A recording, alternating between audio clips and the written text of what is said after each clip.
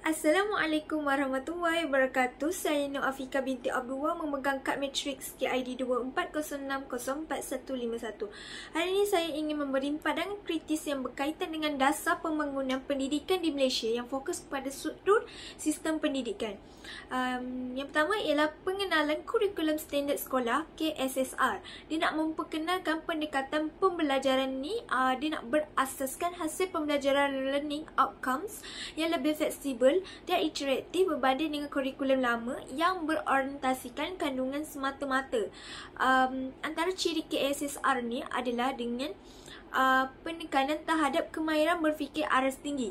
Murid ni digalakkan untuk berfikir secara kritis, menyelesaikan masalah dan buatkan keputusan yang secara rasional, agar dia dapat membuat soalan-soalan yang berkaitan dengan kibat.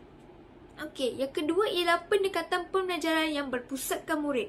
Guru ni dia bertindak secara facilitator, manakala murid ni memainkan peranan aktif dalam pembelajaran mereka, seperti diorang membuat aktiviti di dalam kelas. Yang ketiga pula, penerapan nilai murni dan pembangunan sosial. Dia nak mencorakkan murid yang seimbang dari segi akhlak dan jati diri mereka.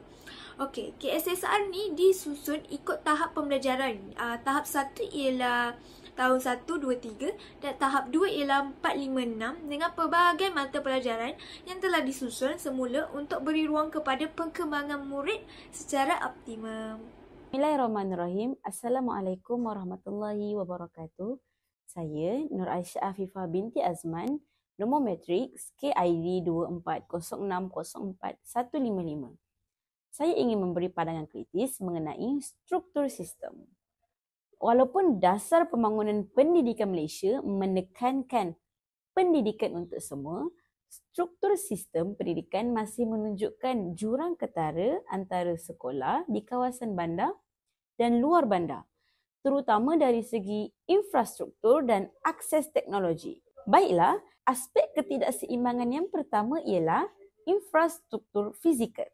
Sekolah luar bandar sering kekurangan kemudahan asas seperti makmal sains yang lengkap, bilik komputer dan akses internet berkelajuan tinggi. Sebaliknya, sekolah di bandar biasanya lebih lengkap dengan prasarana moden dan selesa. Sebagai contoh, sekolah-sekolah di Sabah dan Sarawak masih ada yang menggunakan bangunan kayu atau menghadapi kesukaran logistik seperti tiada jalan berturap dan ketiadaan bekalan elektrik yang stabil. Apabila dikatakan sekolah tiada jalan berturap, ia bermaksud akses ke sekolah tersebut masih menggunakan jalan tanah atau jalan kampung yang belum dibangunkan dengan sempurna. Ini menyukarkan lagi kepada pelajar dan guru untuk hadir ke sekolah, terutama semasa hujan. Kedua ialah akses kepada teknologi. Transformasi digital yang digariskan dalam dasar pendidikan tidak dapat dilaksanakan secara menyeluruh akibat jurang digital. Pelajar di bandar mendapat manfaat daripada pembelajaran digital, platform e-pembelajaran dan penggunaan perhati pintar. Manakala ramai pelajar luar bandar tidak mempunyai akses kepada peranti ataupun sambungan internet. Kita lihat semasa pandemik COVID-19. Isu ini menjadi lebih ketara apabila ramai pelajar luar bandar tercecer kerana tidak dapat mengikuti pengajaran dan pembelajaran di rumah. Itu sahaja dari saya. Sekian, terima kasih. Assalamualaikum warahmatullahi wabarakatuh. Nama saya Nur Aina Najihah binti Husin. Nombor kad matrik saya KID 2406045152. Saya ingin menyuarakan pandangan saya mengenai struktur sistem di sekolah kita. Pada pandangan saya, walaupun sekolah berperanan penting dalam membentuk generasi masa depan, masih banyak ruang penambahbaikan dalam strukturnya. Pertama sekali, sistem pentadbiran di sekolah terlalu tertumpu pada arahan dari atas ke bawah. Pelajar jarang diberi peluang untuk menyuarakan pandangan atau terlibat dalam proses membuat keputusan. Walaupun sesetengah keputusan itu memberi kesan langsung kepada kami. Contohnya, jadual waktu ditukar tanpa perbincangan. Aktiviti co-curriculum dijalankan tanpa mengambil kira minat sebenar pelajar. Selain itu, sistem pembelajaran masih berpusat pada peperiksaan. Pelajar diajar untuk menghafal, bukan untuk memahami. Guru terpaksa mengejar silibus dan akibatnya kreativitinya serta pemikiran kritisnya terabai.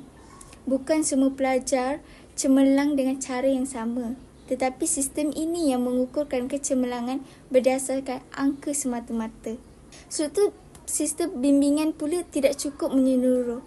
Ramai pelajar mengalami tekanan emosi tetapi tidak tahu ke mana hendak mengadu. Kaunseling hanya dijalankan apabila ada masalah besar, bukan sebagai satu usaha pencegahan. Saya juga lihat bahawa hubungan antara guru dan pelajar sangat formal dan berjarak. Struktur pentadbiran yang terlalu ketat menjadikan pelajar takut untuk bertanya atau memberi pandangan secara terbuka. Sekolah ni sepatutnya menjadi tempat yang selamat untuk berkembang, bukan tempat di mana pelajar hanya menurut perintah. Saya tidak menafikan bahawa ada bahagian dalam sistem ini yang berfungsi dengan baik. Tetapi jika kita benar-benar mahu membina generasi masa depan yang berdaya saing dan berprinsip, kita perlulah mula dengan membina struktur sistem yang lebih inklusif, mesra pelajar dan terbuka terhadap perubahan. Itu sahaja daripada saya. Sekian, terima kasih. Bismillahirrahmanirrahim. Nama saya Nu'ainah Sakinah binti Husin, pemegang kad matrik KID 2406041153. Ingin memberikan pendapat kritis tentang struktur sistem pendidikan di Malaysia.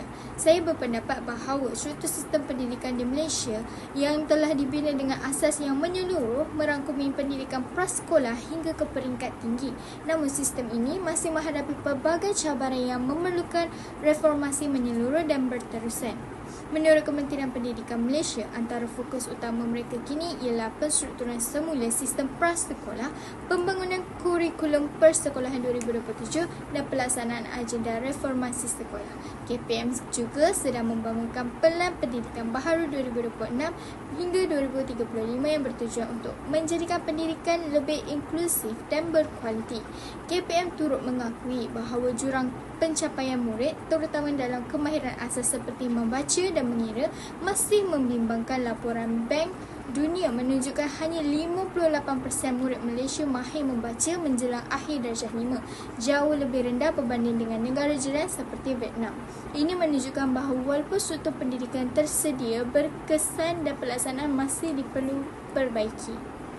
KPM juga menekankan pentingnya pembangunan profesionalisme guru termasuk melalui platform digital seperti sistem pengurusan pembelajaran untuk meningkatkan kompetensi guru dalam era digital. Namun, saya berpendapat bahawa beban pentadbiran yang tinggi masih menjadi penghalang kepada guru untuk memberi tumpuan kepada pengajaran. Selain itu, usaha selanjutnya dasar pendidikan wajib untuk peringkat menengah adalah langkah yang wajar, tetapi memerlukan sokongan menyeluruh daripada kerajaan negeri dan masyarakat. Ini penting untuk memastikan tiada pelajar tercicir selepas pendidikan rendah.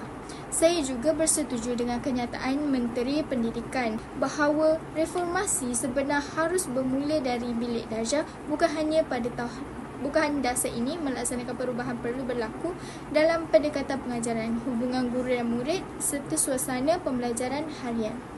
Secara keseluruhannya, struktur sistem pendidikan Malaysia adalah menyeluruh dan progresif dari segi perancangan. Namun pelaksanaannya harus memerlukan penambahbaikan dari segi keberkesanan pengajaran, keadilan akses dan pembangunan kemahiran pada abad ke-21. Pandangan dan inisiatif KPM menunjukkan kesedaran terhadap isu-isu ini, tetapi kejayaan reformasi bergantung kepada komitmen semua pihak, guru, ibu bapa pelajar dan pembuat dasar. Itu sahaja daripada saya. Sekian, terima kasih.